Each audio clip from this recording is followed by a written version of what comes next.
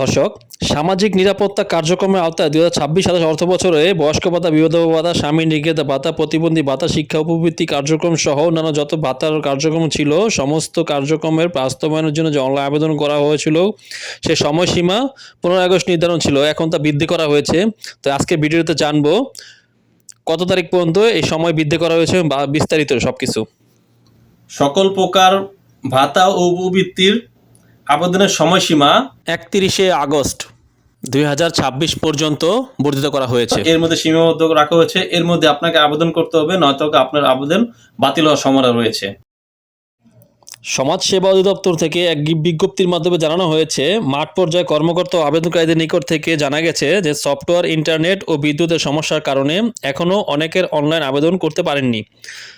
তার পরিপ্রেক্ষিতে অনলাইন আবেদন গ্রহণের সময়সীমা ৩১ আগস্ট ২০২৬ তারিখ পর্যন্ত বৃদ্ধি করা হয়েছে।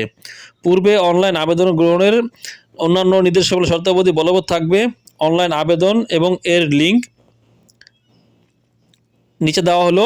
এমত অবস্থায় এর আওতাধীন সংশ্লিষ্ট অফিসসমূহকে উপরোক্ত বিষয়ে বর্ণিত কারণসহ অনলাইন আবেদন গ্রহণের প্রয়োজনীয় ব্যবস্থা নেওয়ার জন্য বিশেষভাবে অনুরোধ করা হয়েছে।